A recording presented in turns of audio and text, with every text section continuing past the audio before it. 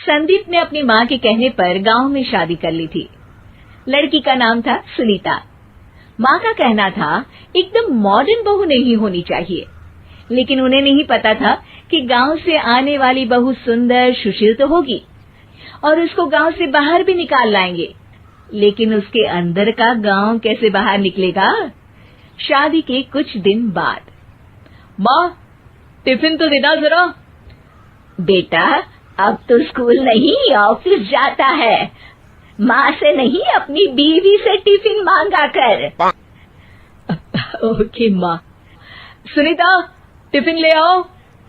एक लो टिफिन, इसके अंदर पिस्ता डाल दिया है। पिस्ता? पिस्ता क्यों? सास जी ने बोला था ना कि आपको पिस्ता बहुत पसंद है। ओहो, मैंने पिस्ता नहीं पास्ता बोला था, पास्ता। पास्ता? कहीं होता है पास्ता? अरे बेटी तू रहने दे, मैं बना दूंगी। अच्छा किया कि पाव भाजी बनाने का नहीं बोला, वरना किसी के पाव बना देती है।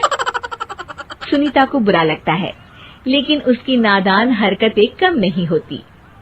ऐसे ही एक दिन, अरे तुमने ये क्या लगाया है? अरे आप वो फूस फूस करके लगाते हैं ना, वही। डियो? का दियो? किसको दियो? अरे वही ना जिससे खुशबू आती है। हाँ सही पकड़े हैं। अच्छा लेकर तो आना। कौन सा डियो लगाया तुमने? अभी लेकर आते हैं जी। संदीप की बात मानकर सुनीता अंदर से खुशबू वाला फुसफुस लेकर आती है। ओएमजी!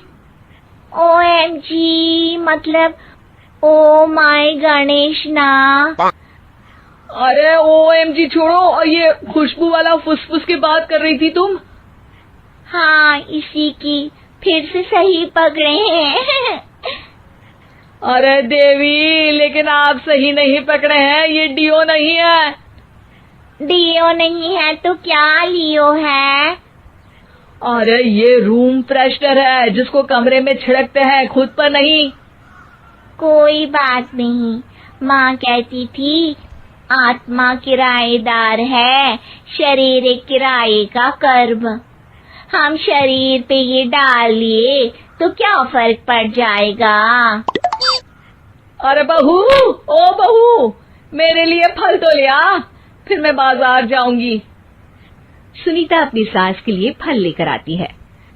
अरे बेटा, पपीता, तरबूज और सेब फल ऐसे कैसे खा लूं? काट कर तो ले आ। माँ जी, मेरे गांव में तो खेत से उठा के सीधा खा लेते हैं। अरे ये तेरा गांव नहीं है ना। अरे संदीप, तू ही कुछ समझा देना इसको बेटा।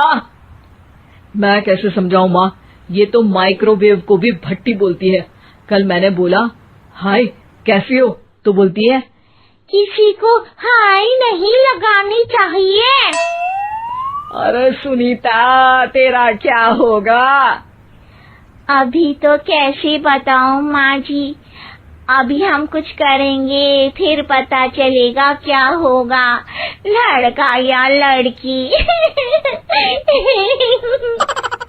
हे भगवान, कहाँ से आ गई है? रामपुर से जी, आप ही तो लेकर आए थे मुझे। अरे मुझे माफ कर दो। पहले कोई गलती तो करिए जी, आपकी तो सारी गलती माफ कर देंगे हम। हाँ अरे बहू, मेरी बात सुन। फल यानी कि फ्रूट जब भी लाए ना तो काट कर लाना, ठीक है? जी ठीक है माँ जी, फल यानी फ्रूट यानी काट के लाऊंगी। सुनीता रोज ही कोई ऐसी हरकत कर देती जिसकी वजह से उसे घर में दो बातें सुननी पड़ती। एक दिन, माँ मेरे बॉस घर पर आने वाले हैं शाम को, उनका बर्थडे है, फैमिली साथ नहीं रहती उनके, तो यही पार्टी कर लेंगे। उनको अच्छा लगा तो शायद मेरा प्रमोशन भी हो जाएगा। मैं ना फ्रूट केक लाकर फ्रिज में रख दूंगी और तेरे साथ आज खाना मैं बनाऊंगी, ताकि जब साहब आए तो खाने में कोई गड़बड़ ना हो। शाम को जब सारी तैयारियां हो जाती है, संदीप के साथ बड़े साहब भी घर आते हैं। फ्रूट केक तो ले आना बहू, फिर खाना खाएंगे। अरे इस सब की क्या जरूरत थी, आपने बुलाया वही काफी है। सर, आपका परिवार शहर में नहीं है तो हम ही आपके परिवार जैसे हैं सर। इतने में ही सुनीता फ्रूट केक लेकर आती है और बड़े साहब की टेबल पर रख देती है, और जैसे ही केक के ऊपर का बॉक्स हटाती है, ओह, ये क्या है? केक तो कटा हुआ है, मैं तो ऐसा नहीं लाई थी। आप मुझे शाबाशी दे सकती है माँ जी, मैंने ही केक काट दिया। आपने कहा था ना, फल यानी फ्रूट यानी हमेशा काट के लाना, तो फ्रूट केक भी तो फ्रूट ही है ना, तो मैंने पहले ही काट लिया। हूँ ना मैं समझदार। अरे बहू, ये क्या किया? केक हमेशा वही काटता है जिसका जन्मदिन होता है। तुझे एक बात भी समझ नहीं आती, एक नंबर की बेवकूफ है। पूरा माहौल बिगड़ चुका था। संदीप को लगने लगा था कि साहब उसे प्रमोशन तो दूर की बात है, कहीं डिमोशन ना दे दे, लेकिन साहब बीच में ही बोल पड़ते हैं। अरे कोई बात नहीं, ये इनकी बेवकूफी नहीं है, इनका भोलापन है। बेटा, आप कहाँ से हो? रामपुर गांव से। अरे वाह, गांव से? फिर तो आपके गांव में ताजे फल और सब्जियां मिलते होंगे। हाँ, सही पकड़े हैं। हम तो काटते भी नहीं, सीधा खा लेते हैं। मैं ना एक बार तुम्हारे गांव घूमने जरूर चलूंगा। क्यों संदीप, ले चलोगे ना? मुझे गांव घूमना बहुत पसंद है। बस फिर क्या था, संदीप और सास दोनों खुश हो गए, क्योंकि साहब को सुनीता ने गांव की बात करके खुश कर दिया था।